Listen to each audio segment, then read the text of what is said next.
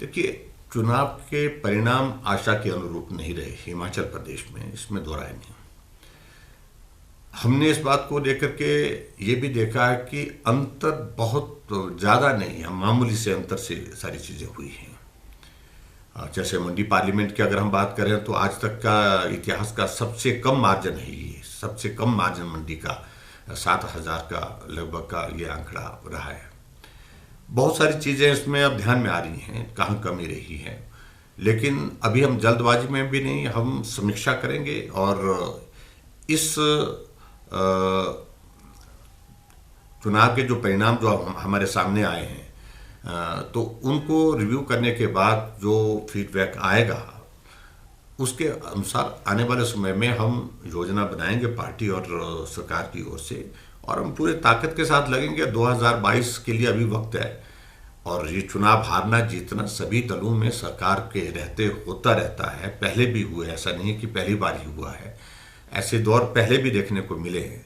तो इसलिए मैं आज यही कहना चाहूँगा कि हम चिंतन मंथन जरूर करेंगे और जहाँ कमी रही है उस कमी को दूर करने की कोशिश करेंगे, और पूरी ताकत के साथ 2022 में फिर से हिमाचल प्रदेश में भारतीय जनता पार्टी की सरकार बने, इस बात के लिए कोई कसर नहीं छोड़ेंगे। क्या जो मंत्री हैं, एमएलएस हैं, उनकी भी रिस्पॉन्सिबिलिटी फिक्स होगी? क्या क्या आपने रिपोर्ट केंद्रीय नेतृत्व को दी है? क्या कोई मंत्रिमंडल में रीशफल है, इस तरह का कोई कार्य योजना है? देखिए, स्वाभाविक रूप से ये कलेक्टिव रिस्पॉन्सिबिलिटी है, इसमें दो राय नहीं। हालांकि मैं इस बात को अपने ऊपर जिम्मेवारी के नाते में, क्योंकि मैं बतौर मुख्यमंत्री मेरा दायित्व तो सबसे बड़ा है, तो मैंने जिम्मेवारी को स्वीकार किया है। जो कमी रही है हार की, मैं किसी के ऊपर दोष नहीं दे रहा हूँ, लेकिन सामूहिक रूप से हमको चिंतन करने की ज़रूरत है और कहाँ कमी रही। ओवर कॉन्फिडेंस एक बात, और उसके साथ साथ में जिस तरह से ज़मीनी स्तर पर हमको काम करना चाहिए था चुनाव के दिनों में, कहीं कमी रही है, और उस कमी को आने वाले समय में कोई गुंजाइश नहीं छोड़ेंगे उसको दोहराने के लिए। पूरी ताकत के साथ तैयारी करेंगे, लड़ेंगे और जीतेंगे। फाइनली सर, बहुत चर्चाएं हैं, क्या आप केंद्रीय नेतृत्व के टच में हैं? इस तरह की चर्चाएं हैं, नेतृत्व परिवर्तन होगा, मंत्रिमंडल में रीशफल होगा, क्या वास्तविकता है अगर हम जानना चाहें? देखिए, बहुत ज़्यादा चीज़ों को लेकर के मुझे इस बारे में नहीं कहना है, क्योंकि आखिरकार केंद्रीय नेतृत्व जो निर्णय लेगा वो सबको स्वीकार होगा। अभी तक केंद्रीय नेतृत्व से हमारी इस संदर्भ में जो बातचीत चुनाव परिणाम आने के बाद हुई है, कहीं भी इस तरह के संदेश संकेत नहीं दिए गए हैं।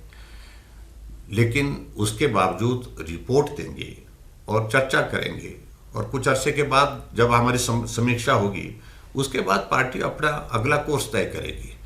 लेकिन एक बात मैं जरूर कहना चाहूँगा कि जो अनावश्यक रूप से मीडिया में, सोशल मीडिया में जो चीज़ें चलती हैं वो सत्यता पर आधारित नहीं होती हैं, और वो आज से नहीं, मैं पिछले 4 सालों से उनको देख रहा हूँ। अभी कुछ लोगों को और एक मौका मिला है अपनी बात को कहने का। हाँ ठीक है, इससे पहले भी सरकार में रहते हुए चुनाव हारे हैं लोग, और उस दौरान भी ऐसी स्थितियाँ पैदा हुई हैं, लेकिन फिर भी उसके बावजूद ये नहीं हुआ कि भी इस तरह से जो सोशल मीडिया या इसके आधार पर जो है चीज़ें आगे बढ़ी हैं।